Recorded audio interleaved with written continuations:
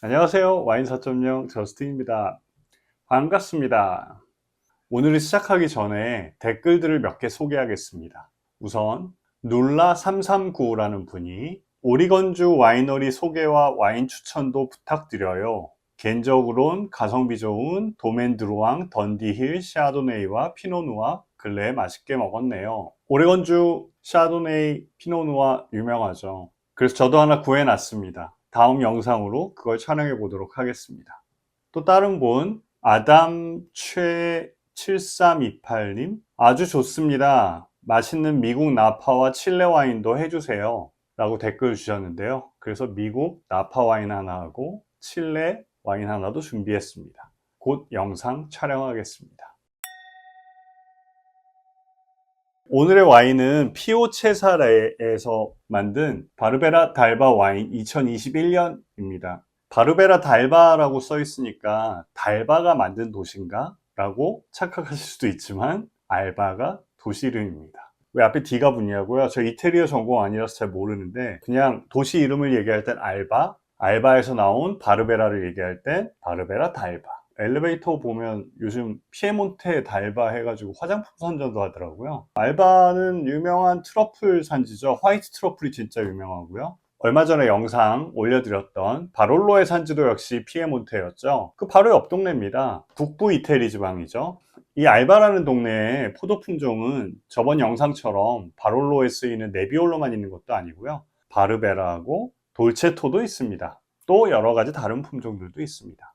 이 바르베라라는 품종 약간 생소하실 수도 있는데요. 사실 이태리 전역에서 재배하고 있는 포도 품종들 중에서 3대 포도 품종으로 불리우고 있습니다. 제일 많이 재배하는 것 1등 산지오베제, 2등 몬테풀치아노, 3등 바르베라. 그래서 3대 품종이라고 해서 뭐 이렇게 어디 가면 3대 커피숍 이런 거 있죠. 뭐 이런 것처럼 이렇게 최고로 잘 나가는 세 개라가 아니라 제일 많이 식재한 거로 봐서는 이게 3대 품종에 들어간다는 겁니다. 자, 그러면 여러분들도 바르베라 한 병 준비하셨나요? 자, 이제 오픈하고 시음 들어가겠습니다. 여러분들도 따세요. 따세요.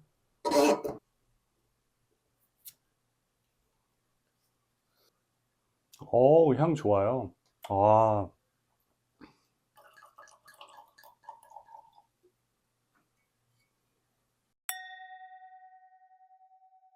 자, 이제 시음해 보겠습니다.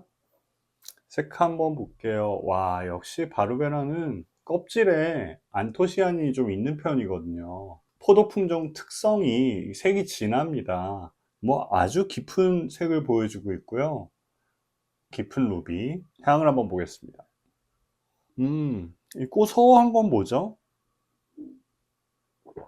와, 과일 향들 장난 아닙니다. 레드 체리도 있고요. 블루베리도 있고요. 블랙베리도 있고요. 지금 오만 과일들이 이 안에서 쭉 올라오고 있습니다. 향의 강도는 중간 플러스 정도 되는 것 같고요. 원래 바르베라는 옛날부터 이 동네에서는 이제 오크 숙성을 하지 않고 그냥 신선한 과일 향을 즐기는 그런 와인으로 유명했는데요. 이거는 오크송 숙성을 했습니다. 큰 오크통에서 12개월 동안 숙성을 했고요. 큰 오크통을 사용하게 되면 와인이 오크 나무와 만나는 면적이 적잖아요. 상대적으로 전체 와인 양에 비하면.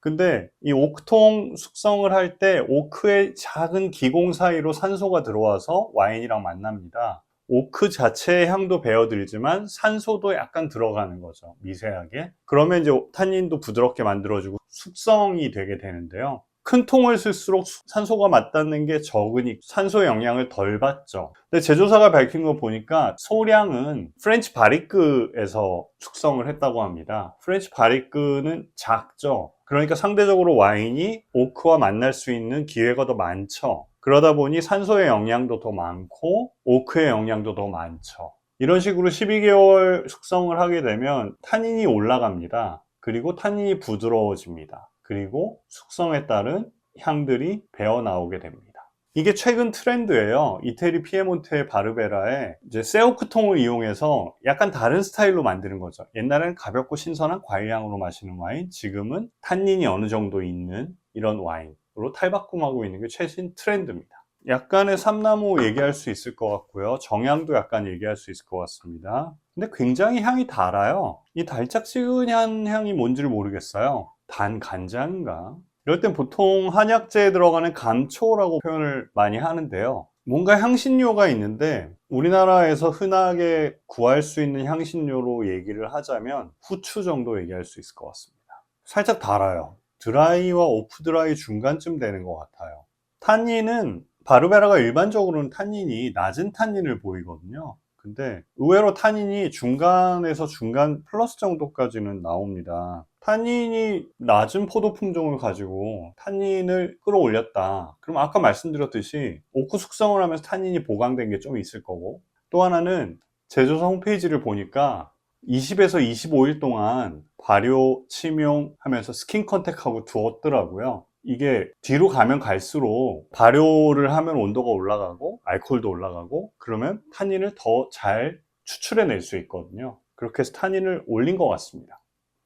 약간 커피 향이 나는데요. 아까는 못 느꼈는데 산도 높아요. 높은 산도 더 따라야겠는데요.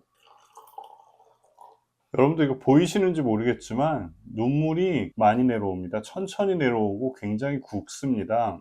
와, 눈물에도 약간 색상이 있어요. 이렇다면 알코올이 높은 거죠. 점도가 높은 거니까. 알코올이 한 14도 이상 되는 것 같아요. 14.5도네요. 포도가 얼마나 잘 완숙했으면, 당도가 얼마나 많이 올라갔으면 14.5도의 알코올을 뽑아냈네요. 그러고도 약간 살짝 달다고 그랬죠. 바디는 중간 플러스까지만 주겠습니다. 풀바디 하기에는 약간 약합니다. 풍미의 강도 꽤나 센 편이에요. 입안에서 과실량 너무 잘 나고요. 그래도 중간 플러스 정도는 나오는 것 같고요. 여운 한번 볼까요? 신체리 쪽 여운이 한 중간 플러스 정도 갑니다. 꽤 괜찮은 와인인데요, 이거? 품질 평가를 내려보자면 우선 복합미 중간 플러스 줘보고요. 일단 밸런스 좋아요. 이거 중간 플러스는 줘도 될 것 같은데요. 풍미의 강도도 중간 플러스, 여운도 중간 플러스. 여기저기서 조금씩 다 빠지죠? 그러면 좋은 와인. 지금 마실 수 있고 21년 빈티지인데 이 정도면 숙성 잠재력도 아직 있는 그런 와인으로 결론 지을 수 있을 것 같습니다. 비비노 평점이라 4.0 줄 수 있을 것 같아요. 저 믿으세요, 여러분. 4.0 정도는 되는 와인입니다. 오늘도 4.0 이상 되는 와인을 발견했으니 와인 4.0 미션 클리어! 요리를 해보겠습니다. 파스타면 삶을 땐 저는 소금을 좀 넣어줍니다. 올리브유도 조금 넣어줍니다. 물이 팔팔 끓으면 이제 파스타면을 넣고요. 자, 조금만 하겠습니다. 자, 이제 베이컨 엔초비 오일 파스타를 하기 위한 재료 좀 보겠습니다. 파스타 아무거나 좋아하시는 거 준비하시고요. 베이컨 집어넣는데 베이컨 없으시면 다른 햄 넣어도 됩니다. 마늘 좀 이따가 썰 거고요. 페페론치노 있습니다. 올리브 오일 들어가고요. 너무 좋은 오일 필요 없습니다. 포르투 갔을 때 사왔던 엔초비입니다. 엔초비로 파스타를 하게 되면 아무래도 감칠맛이 더 올라오고요. 맛있는데요. 엔초비 없으시면 멸치 액젓, 새우젓, 까나리 액젓도 될지는 안 해봤어요. 아무튼 액젓을 넣으면 이상할 것 같지만 맛있어요. 감칠맛 최고입니다. 올리브 좀 썰어서 넣을 거고요. 소금, 후추 있습니다. 준비 좀 해볼게요. 이제 마늘 썰었고요. 블랙 올리브 좀 썰었고요. 페페론치노는 그대로입니다. 베이컨 좀 썰고 엔초비는 다졌습니다. 자, 이제 본격적으로 파스타를 한번 만들어 보겠습니다. 팬이 달아오르면 올리브 오일을 넣었습니다. 마늘 넣고요. 매콤한 거 좋아하시면 페페론치노를 한번 찢어서 넣으세요. 통으로 넣으면 아무래도 매콤한 맛이 덜 퍼지겠죠. 매콤한 거 싫으신 분들은 그냥 통째로 넣으시고요. 마늘이 노릇노릇해질 때까지 익혀주시고요. 마늘이 어느 정도 익었죠? 마늘이 익었으면 베이컨을 넣습니다. 베이컨이 익었을 때 엔초비 넣습니다. 아까 삶은 파스타를 넣겠습니다. 면수 살짝 붓고 이제부터는 파스타 면에 올리브 오일을 코팅을 합니다. 마늘이 살짝 많이 익었네요. 마지막에 후추 한번 뿌려주시면 끝. 그릇에 예쁘게 담았습니다. 맛있어 보이죠?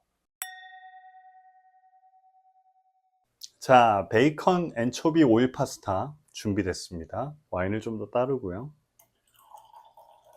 아, 오늘 여러분들하고 건배도 안 했네요. 건배 한번 해야죠. 짠!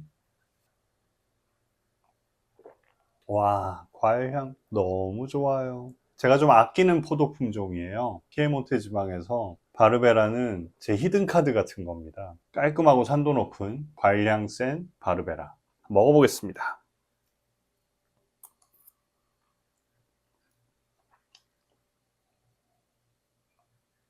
맛있어요. 이거 간단하게 만들 수 있는데 오일 파스타 정말 맛있습니다. 원래 이태리 음식들이 좀 기름지고 토마토 페이스트에 뭐 페페론치노에 이렇게 좀 강강강하거든요. 그래서 이태리의 와인들은 전부 일단 산도가 높습니다. 이 센 음식들을 이기려면 맞부딪혀서 산도가 꺾여버리면 밍밍한 와인이 돼버리거든요.